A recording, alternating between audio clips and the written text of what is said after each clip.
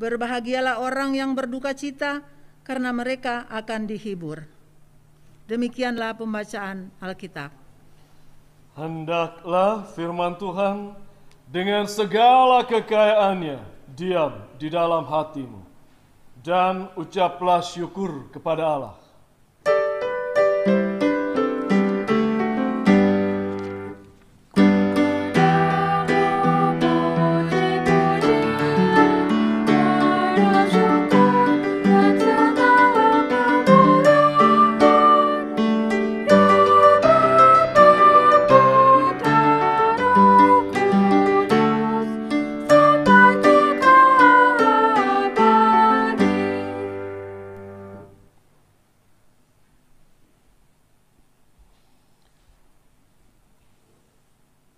Shalom,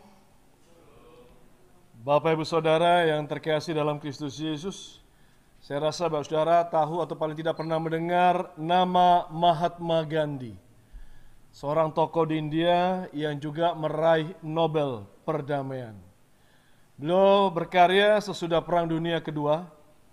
Pada waktu itu di tahun 47 ada perang antara India dan Pakistan. India mayoritas beragama Hindu, Pakistan kemudian yang beragama Islam lahir, pecah, dan ada ratusan ribu orang tewas di dalam perang itu. Nah Bapak Ibu Saudara, Mahatma Gandhi berusaha membawa kedamaian di antara dua belah pihak yang berperang, antara India dengan Pakistan. Dan untuk melakukan atau berkarya seperti itu hal yang unik, dia rupanya meneladani akan Kristus Yesus. Di kamar dia itu ada lukisan Tuhan Yesus dengan tulisan Christ is our peace. Jadi sebelum dia berkarya setiap pagi dia berdoa, apa yang bisa kulakukan untukmu? Itu yang dilakukan tiap hari. Dan di dalam pengajarannya, Mahatma Gandhi ini mengadopsi ajaran dalam agama Hindu dari kitab Ahimsa. Karena kitab Ahimsa ini dalam ajaran agama Hindu ini, kitab yang mengajarkan tentang kasih, tentang welas asih. Diajarkan itu, Ahimsa di kitab Ahimsa. Dalam arti dia meneladani Kristus, dia menerapkan kasih dan mengadopsi isi kitab Ahimsa yang bicara mengenai kasih. Itu sebabnya beberapa pemuda Kristen di Kolombo pernah bertanya sama dia waktu itu. Kenapa kamu menerapkan teladan Yesus, ajaran Yesus, tapi kamu tetap beragama Hindu? Dia bilang apa? Orang-orang Kristen yang hidup pada saat ini mengingkari kekristenan itu sendiri. Karena pada waktu Perang Dunia yang berperang banyak negara Kristen. Jerman, Protestan. Berperang dengan Inggris, Prancis, Jerman bersekutu dengan Italia yang Katolik, Amerika hajar mereka, negara-negara Kristen. Dia terapkan itu, bahkan dia pernah bekerja sama dengan Mother Teresa untuk melayani orang-orang marginal yang ada di Kalkuta. Itu sebabnya, karena gaya hidup dia menerapkan ajaran Yesus, dia kemudian ditembak mati oleh penganut Hindu yang fanatik. Karena menurut penganut agama Hindu ini, dia sudah tidak lagi sesuai dengan ajaran Hindu. Karena sudah adopsi banyak gaya hidup kekristenan, ajaran Kristus, soal kasih dan sebagainya. Ketika dia mati, di saku baju dia, ketika ditembak mati, di saku baju dia, ditemukan tulisan tangan dia tentang khotbah di bukit. Tulisan tangan dia yang merupakan bacaan kita pada saat ini, khotbah di bukit, dia tulis tangan. Nah saudara, sampai seorang misionaris Kristen yang namanya Stanley Jones, dia bilang, orang yang gaya hidupnya paling menyerupai Kristus Yesus justru bukan orang Kristen. Maksudnya mau bicara mengenai Mahatma Gandhi. Dia hidup penganut agama Yahudi, mati pun dikremasi, tapi betul-betul menerapkan ajaran kekristenan. Ketika ditembak mati pun oleh orang Hindu yang fanatik, dia di saku bajunya dia ditemukan tulisan tangan dia mengenai khotbah di bukit. Nah Bapak Saudara yang terkasih dalam Kristus Yesus, apa sih menariknya khotbah di bukit ini sampai betul-betul membuat tokoh besar seperti Mahatma Gandhi menerapkan isinya dalam gaya hidupnya? Kalau kita lihat Lembaga Alkitab Indonesia kasih judul di sini ucapan bahagia. Bahagia. Nah Bapak Saudara, kalau kita berbicara mengenai bahagia, biasanya kalau kita bicara secara umum, orang merasa berbahagia kalau sudah bisa memiliki sesuatu. Betul enggak Bapak Ibu? Saya bahagia kalau sudah punya mobil, saya bahagia kalau sudah bisa punya rumah. yang jomblo forever, saya akan bahagia kalau sudah dapat cewek gitu kan, cowok gitu kan, yang lajang terus sampai kepala 3 kepala 4, ya akan bahagia lah kalau sudah bisa berumah tangga. Walaupun mungkin setelah setahun 2 tahun berumah tangga, di rumah tangga tuh suka muncul makhluk-makhluk piring terbang gitu kan, dibalas asbak terbang, sepatu terbang gitu. Tapi orang berbahagia punya pemahaman kalau mereka sudah bisa memiliki sesuatu. Saya bisa punya ini, saya bisa punya itu, bahagia. Tetapi kata bahagia di sini kan kita lihat di ayat yang ketiga, berbahagialah, 4 berbahagialah, 5 bicara berbahagia. Kata bahagia di sini yang dipergunakan di dalam teks bahasa Yunani ini berasal dari kata Yunani makarios. Makarios. Di mana kata makarios ini bukan artinya bahagia ketika kita bisa memiliki sesuatu, tapi berbahagia karena berkat Tuhan. Ini berbicara mengenai kebahagiaan sejati, di mana bahagia itu ketika Allah memberikan berkatnya dalam hidup kita. Itu arti kata dari makarios ini. Dari teks yang diterjemahkan di sini hanya berbahagia saja. Bapak Saudara yang terkasih dalam Kristus Yesus, dari bacaan ini kalau kita perhatikan dengan baik-baik, kata-kata berbahagia di sini mau bicara bahwa hidup yang berkenan kepada Allah itu bukan hidup yang berpusat pada diri sendiri. Kalau saya bisa dapetin ini, dapat itu. Melainkan bagaimana kita bisa memberi dampak positif bagi orang lain. Maka kita bisa berbahagia di situ. Karena kita bisa lakukan ini itu. Memberi. Karena coba kita perhatikan. Bagaimana orang bisa memperoleh kebahagiaan kalau kita lihat bacaan kita di pasal 5 ini. Kita lompat, lihat di ayat yang ke-7. Di situ tertulis, berbahagialah orang yang murah hati. Orang murah hati. Orang murah hati itu orang suka memberi, berbagi gitu. Lihat ayat yang ke-9. Berbahagialah orang yang membawa damai. Bukan orang yang ingin dapat damai, tapi orang yang membawa damai. Orang yang berbagi damai. Orang yang siap memberikan diri menjadi alat damai sejahtera. Dalam arti berbahagia di sini, bukan kalau kita dapatkan sesuatu. Tetapi ketika Allah memberikan berkatnya dalam kehidupan kita, kita akan memperoleh kebahagiaan sejati. Itu sebabnya kebahagiaan yang sejati itu berpusat bukan pada diri kita sendiri. Kalau saya dapat ini, itu enggak. Tapi kalau kita bisa memberikan dampak positif bagi orang lain dan bagi diri kita sendiri. Dan dalam bacaan kita, pertama sampai yang keempat ini, hal yang menarik Bapak Saudara. Kita lihat ayat yang ketiga, berbunyi, berbahagialah orang yang miskin di hadapan Allah. Nah, ini yang sangat menarik. Soal berbahagia yang ditempatkan pada urutan pertama itu soal miskin. Orang bahagia, memang ada orang bahagia kalau miskin. Ya, ada bahagia. Saya bahagia ketika saya miskin. Kita bicara jujur aja lah. Orang bahagia kalau dapat ini itu ya kan. Bisa berlimpah baru bahagia. Nggak ada saya bahagia kalau saya miskin gitu. Ini hal yang menarik gitu loh. Soal miskin di hadapan Allah itu ditempatkan pada urutan pertama soal kebahagiaan sejati ini. Tapi saudara harus tahu, catatan penting, kata berbahagialah orang yang miskin, kata miskin ya kalau di dalam bahasa Yunani, itu sebetulnya kata miskin itu ada beberapa macam. Ada kata penes, ada kata penikros. Tapi teks bacaan kita tidak pakai kata penes atau penikros tadi, tapi pakai kata petokos. Ini hal yang beda. Ada tingkatan gitu. Maksudnya apa? Kalau penis atau penikros itu orang yang miskin tidak mempunyai apapun secara berlebihan, tapi masih punya sedikit. Tapi kalau teks bacaan kita di sini kata miskin di sini, petokos itu nggak punya apa-apa sama sekali. Maksudnya begini, supaya kita bisa lebih memahami, Saudara, mari kita buka di dalam Injil Lukas pasal yang ke-21. Kita bisa lihat gambaran yang lebih mendetail. Injil Lukas pasal 21 itu soal persembahan seorang janda miskin. Di dalam Injil Lukas pasal 21 itu kita lihat ayat yang kedua ya. Ayat yang kedua, ia maksudnya Tuhan Yesus melihat juga seorang janda miskin memasukkan 2 peser ke dalam peti itu.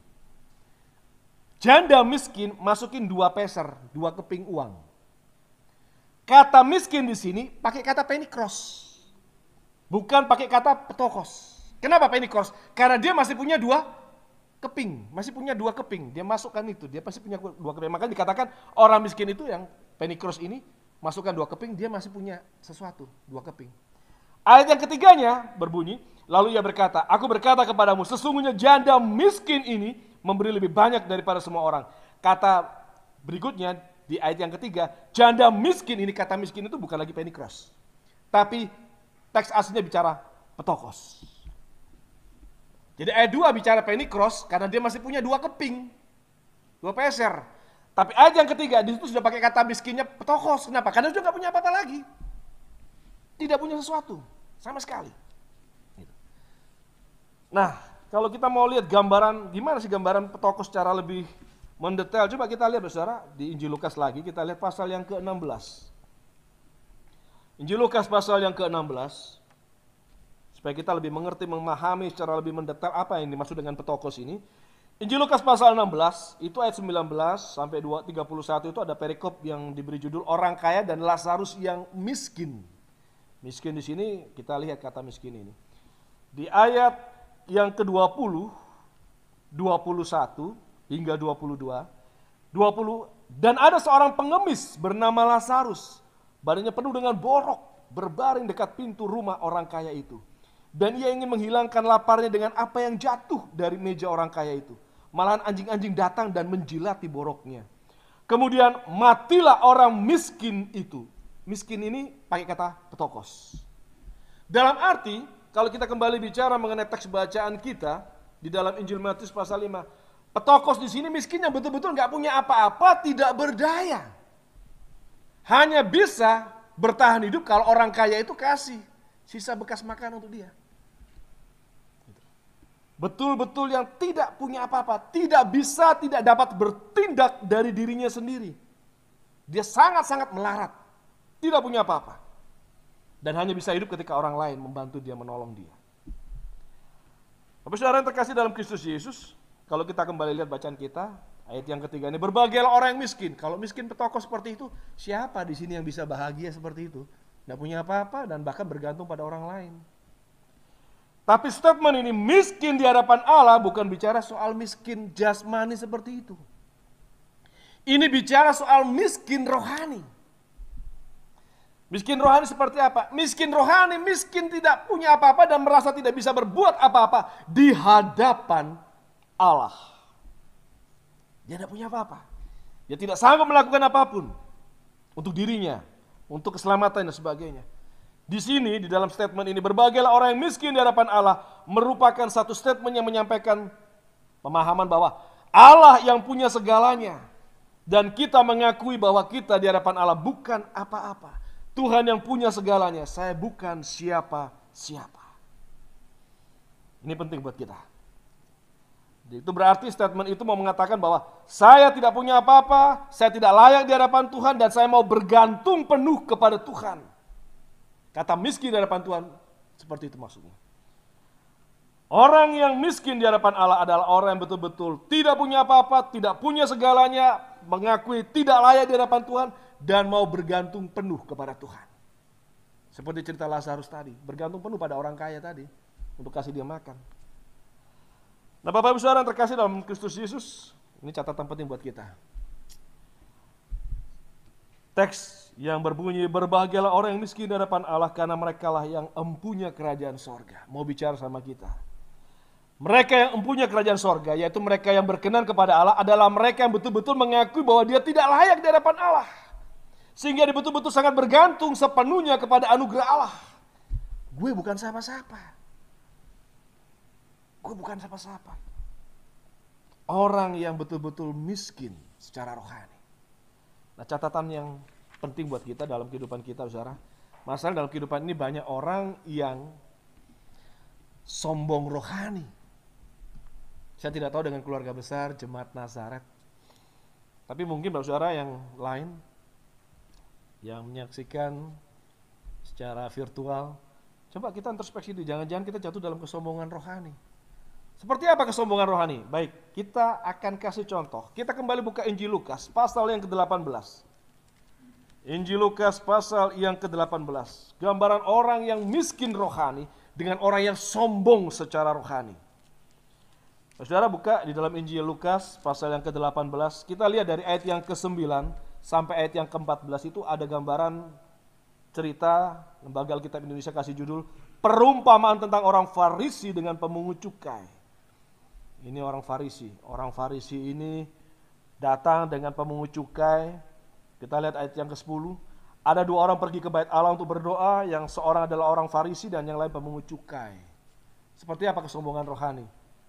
Lihat 11. Orang Farisi itu berdiri dan berdoa dalam hatinya begini. Biasanya berdiri angkat tangan.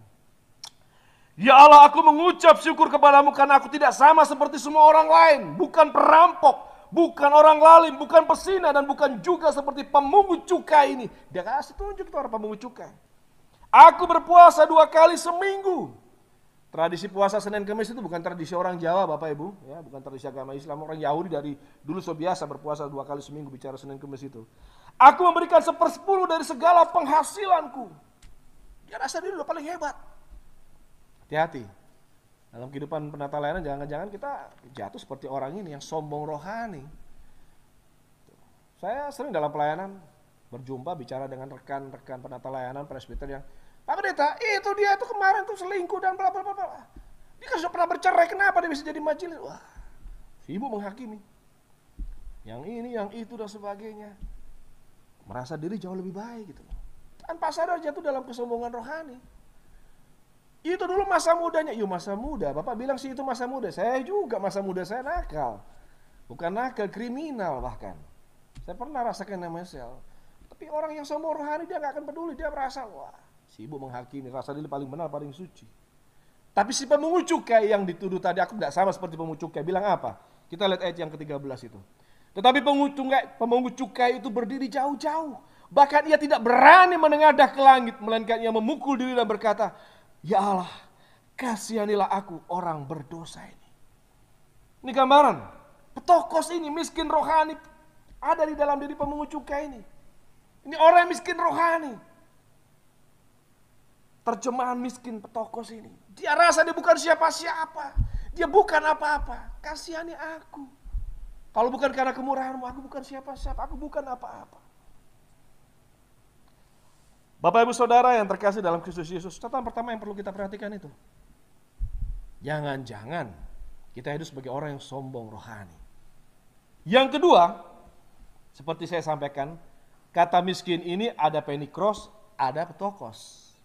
Jangan-jangan posisi kita di hadapan Tuhan, kita nggak seperti penikros, tapi seperti petokos. Nah, maksudnya apa petokos ini? Maksudnya penikros ini ya, jadi begini. Mungkin di dalam kehidupan bergereja ada banyak, ya saya rasa bahkan ada banyak orang golongan yang seperti penikros ini. Maksudnya begini, sadar bahwa orang berdosa, kan seperti tadi ya, tapi masih punya sesuatu, yang janda tadi kan masih punya sesuatu. Dalam arti, penikros ini sadar orang berdosa, tetapi merasa diri lebih baik dari yang lain. Penikros ini. Ya saya memang berdosa, saya punya banyak kekurangan, kelemahan, tapi kan saya nggak seperti yang lain. Saya masih rajin ke gereja. Saya kan masih rajin berikan persepuluhan. Saya suka kok bantu-bantu persepuluhan, sumbangan-sumbangan. Saya masih kok istilahnya ambil bagian dalam pelayanan. Enggak, saya nggak melakukan hal-hal maksiat itu. Tapi kemudian kita menganggap diri dengan itu saya masih punya nilai. Saya masih melakukan sesuatu, hati-hati. Karena orang kalau sudah seperti ini dia masih bisa atur Tuhan. Oh itu uang jemaat itu, kita mau atur dan sebagainya. Seakan-akan jemaat nabung di gereja gitu kan. Oh, saya merasa saya sudah lakukan ini buat gereja, jadi saya boleh atur gereja. Nah, hati-hati. Penikros, ini yang paling banyak golongan ini terdapat di gereja. Dia sadar dia orang berdosa, tapi merasa diri mungkin lebih baik sedikit dibandingkan yang lain. Dan masih suka menghakimi yang lain. Tetapi orang yang miskin di hadapan Tuhan, petokos ini betul-betul bukan siapa-siapa. Bahkan ketika dia melakukan kebaikan pun, penata layanan pun, dia tetap merasa, saya kutip dalam Yesaya pasal 64 ayat 6a. Demikianlah kami sekalian seperti seorang najis, dan segala kesalehan kami seperti kain kotor. Bayangin, itu betul-betul menggambarkan dia bahwa dia orang yang miskin, petokos di hadapan Tuhan. Kami ini orang najis. Segala kesalehan kami, perbuatan baik dia di dalam pelayanan, memberikan persembahan, rajin ibadah, taat ibadah, menolong ini itu dan sebagainya. itu dianggap seperti kain kotor, masa bukan apa-apa. Betul-betul saya bukan siapa-siapa kalau bukan karena kemurahan Tuhan. Nah, Bapak Ibu Saudara yang terkasih dalam Kristus Yesus, saya berharap kita betul-betul mau merenungkan diri. Oh, saya bukan orang yang sombong rohani, tapi jangan-jangan kita mengklaim saya miskin di hadapan Allah, tapi miskin dalam arti miskin penikros, bukan petokos. Miskin tapi merasa masih ya lumayan lah sedikit punya sesuatu dibandingkan yang lain. Dan sibuk kemudian menghadapi yang lain. Tokoh Protestan Johannes Calvin, kita gereja Calvinis, saya kutip dari statement Johannes Calvin, dia bilang apa? Hanya dia yang menganggap dirinya tidak berarti sama sekali di hadapan Tuhan, lalu semata-mata bergantung pada anugerah Tuhan, dia adalah orang yang betul-betul miskin di hadapan Tuhan. Dan saudara, siapapun kita manusia berdosa. Tidak ada seorang pun dari kita yang layak. Tapi bersyukur, Tuhan terima kita dengan segala kekurangan kelemahan kita. Mari kita belajar untuk betul-betul miskin di hadapan Allah. Kita bukan siapa-siapa. Kalau Tuhan tidak bermurah hati, saya bukan siapa-siapa Tuhan. Saya bukan siapa-siapa Tuhan. Tapi hanya karena kemurahan-Mu, Tuhan boleh pakai saya. Dan kalau kita ambil bagian dalam pelayanan, jangan suka kita membanggakan sepeser, 2 peser tadi. Nah, jangan. Jangan kita jadi orang miskin penikros, tapi miskin petokos di hadapan Tuhan. Saya berharap Roh Kudus mampukan kita betul-betul mengerti, memahami, dan menghayati makna firman ini dengan menerapkannya dalam hidup kita hari lepas hari. Tuhan Yesus memberkati. Amin.